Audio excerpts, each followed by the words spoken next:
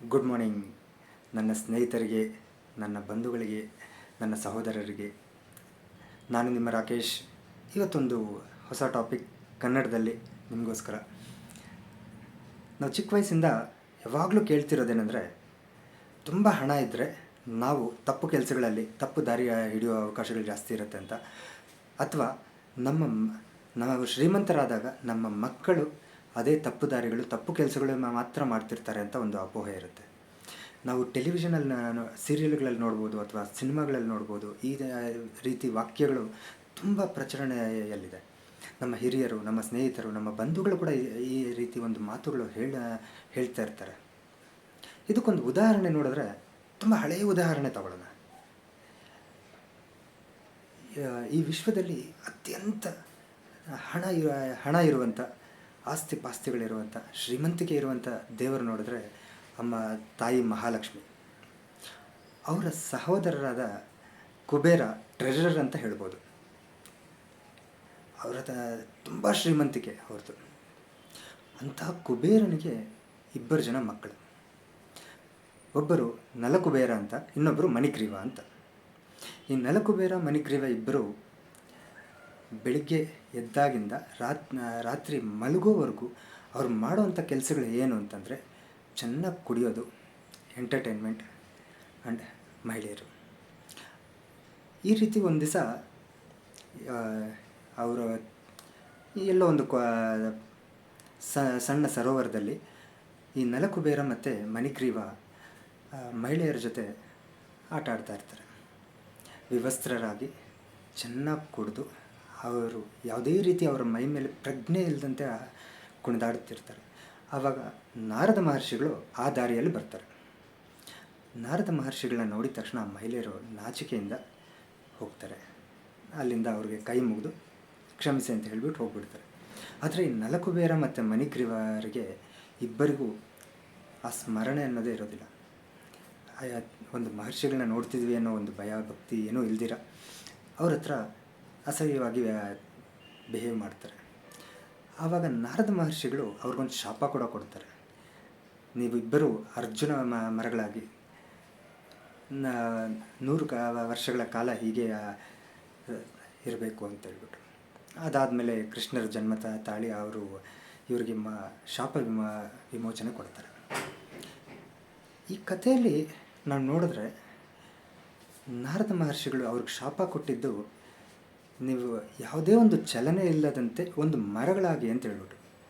ಅಷ್ಟೇ ಹೊತ್ತು ಅವ್ರ ಹಣದಿಂದನೇ ಆ ಥರ ಆಗಿದ್ದರೆ ಯಾಕೆ ನಿಮ್ಮ ಹಣ ಎಲ್ಲ ಹೋಗ್ಬಿಡಲಿ ಅಂತ ಶಾಪ ಕೊಡಬಾರ್ದು? ನಿಮ್ಮ ಶ್ರೀಮಂತಿಕೆ ಹೋಗ್ಬಿಡಲಿ ಅಂತ ಯಾಕೆ ಶಾಪ ಕೊಡಬಾರ್ದು?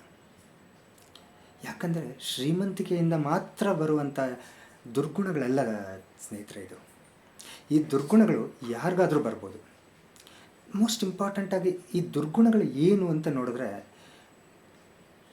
ಒಂದು fast forwarding the time. First one ಅಂದರೆ, ನಮ್ಮ ಸಮಯನ ಕಳೆಯೋದಕ್ಕೆ ಏನು ಮಾಡ್ಬೋದು ಆ ಕೆಲಸಗಳೆಲ್ಲ ಮಾಡ್ತಿರ್ತಾರೆ. ಸಮಯನ ಈಸಿಯಾಗಿ ಕಳೆಯುವಂಥ ಕೆಲಸಗಳೇನು ಅಂತಂದರೆ, ಕುಡಿಯೋದು, ಆಲ್ಕೋಹಾಲ್. ಈ ಆಲ್ಕೋಹಾಲ್ ಕುಡಿಯೋದು ಅಥವಾ ಒಂದು ಡ್ರಗ್ಸ್ ಸೇವನೆ ಮಾಡೋದು, ಅಥವಾ ವಿಪರೀತವಾಗಿ ಶಾಪಿಂಗ್. ಅವ್ರು ಕೊಂಡ್ಕೊತಾರೋ ಇಲ್ವೋ, ಆದರೆ ಹೊಸ ಹೊಸ ವಸ್ತುಗಳನ್ನ ನೋಡ್ತಾನೆ ಇರ್ತಾರೆ. ಅಥವಾ ರೀಲ್ಸ್.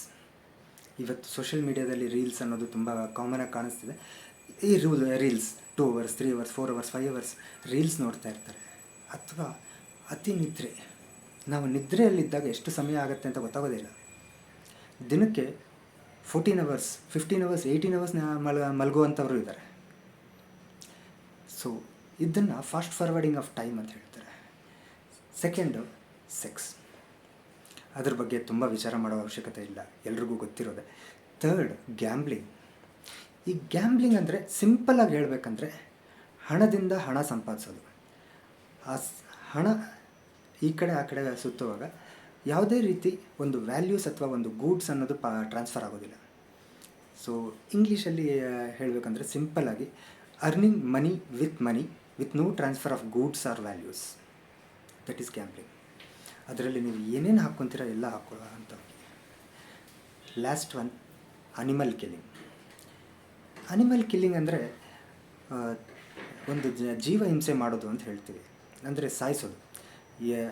ಈ ಹಳೆ ಕಾಲದಲ್ಲಿ ಬೇಟೆಯಾಡೋರು ಅನಿಮಲ್ಸ್ನ, ಅದನ್ನು ಲಿಟ್ರಲ್ ಮೀನಿಂಗ್ ಹಾಗೆ ತಗೊಬಾರ್ದು. ಇಲ್ಲಿ ಅನಿಮಲ್ ಕಿಲ್ಲಿಂಗ್ ಅಂತ ಹೇಳಿದ್ರೆ ನಾನು ಪಡಿಸೋದೇನೆಂದರೆ, ಯಾರೇ ಒಬ್ಬ ವ್ಯಕ್ತಿ ಆಗ್ಬೋದು, ಒಂದು ಸಂಸ್ಥೆ ಆಗ್ಬೋದು, ಅದರ ಮೇಲೆ ನಾವು ಯಾವುದೋ ಒಂದು ರೀತಿ ಕೆಟ್ಟ ಮಾತುಗಳು, ಒಂದು ಕಂಪ್ಲೇಂಟ್ಸ್ ಹೇಳೋದಾಗಲಿ, ಒಂದು ಒಪಿನಿಯನ್ಸ್ ಹೇಳೋದಾಗಲಿ, ಒಂದು ಜಡ್ಜ್ಮೆಂಟಲಾಗಿ ಬಿಹೇವ್ ಮಾಡೋದಾಗಲಿ, ಅವ್ರಿಗೆ ತೊಂದರೆ ಆಗುವಂತೆ ಯಾವುದೋ ಒಂದು ಮಾತುಗಳು, ಗಾಸಿಪ್ ಅಂತ ಹೇಳ್ಬೋದು. ಈ ರೀತಿ ಮಾತುಗಳು ಮಾತಾಡುವಾಗ ಇನ್ನೊಂದು ಜೀವನ ಹಿಂಸೆ ಮಾಡ್ದಂಗೆ ನಾವು. ಸೊ ಈ ಜೀವ ಹಿಂಸೆ ತಡಿಬೇಕು. ಇದರಲ್ಲಿ ಯಾಕೆ ಇದೆಲ್ಲ ಮಾಡ್ತೀವಿ? ನಮ್ಮ ಹತ್ರ ಹಣ ಇದ್ದರೂ ಈ ಕೆಲಸಗಳು ಮಾಡ್ತೀವಿ, ಹಣ ಇಲ್ಲ ಅಂದರೂ ಕೆಲಸಗಳು ಮಾಡ್ತೀವಿ, ಕಷ್ಟ ಇದ್ದರೂ ಕೆಲಸಗಳು ಮಾಡ್ತೀವಿ. ಕಷ್ಟಗಳು ಇಲ್ಲ ಅಂತಂದಾಗಲೂ ಈ ದುರ್ಗುಣಗಳಿರುತ್ತೆ. ಯಾಕೆ? ಎರಡೇ ಎರಡು ಕಾರಣ. ಒಂದು, ಗುರಿ ಇಲ್ಲ. ಇನ್ನೊಂದು, ಗುರು ಇಲ್ಲ. ಗುರು ನಮಗೆ ಯಾವಾಗ ಗುರಿ ಇಲ್ಲ, ಗುರುವಿನ ಅವಶ್ಯಕತೆ ಇರಲ್ಲ. ಒಂದು ವೇಳೆ ನಮಗೆ ಗುರು ಇದ್ದರೂ ಕೂಡ ಗುರಿ ಇಲ್ದಿದ್ದಾಗ ಗುರುವಿನ ಅವಶ್ಯಕತೆ ಇಲ್ಲ.